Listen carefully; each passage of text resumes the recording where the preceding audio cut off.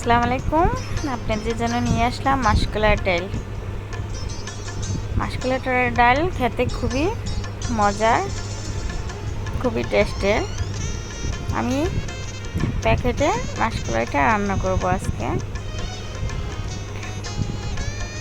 আমি প্রথমে চুলাতে পানি বসিয়ে পাতিলে পানি দিয়ে মাসকলাই ডালটা দিয়ে দিতেছি। পানিটা গরম করবেন না, গরম করলে জমাট বেঁধে জালটা লেগে যাবে। ঠান্ডা পানিতে মাসকলাই ডালটা ঢেলে দিবেন। মাসকলাই ডালটা ঢেলে দিয়েছি, এবার নাড়িয়ে নেব। এবার আর জমাট বেঁধে লাগবে না, নাড়িয়ে দিয়েছি।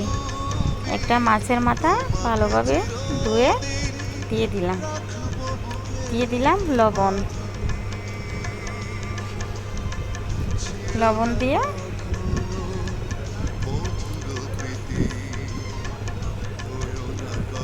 দিয়ে দিয়ে দিব হলুদের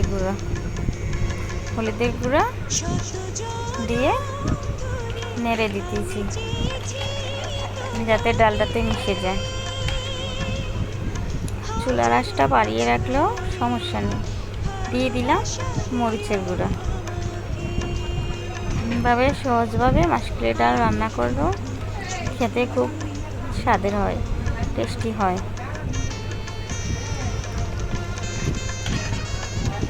আবার নাড়িয়ে দিতেছি। মাসকলাই ডালটা রান্না করার সময় একটু ঘন ঘন নাড়া দিতে হবে। পেঁয়াজ কুচি, রসুন কুচি দিয়ে দিলাম।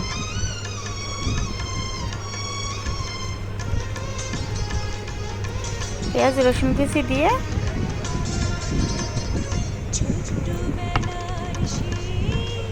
চুলার আঁচটা বাড়িয়ে রান্না করব। দিয়ে দিচ্ছি সয়াবিন তেল।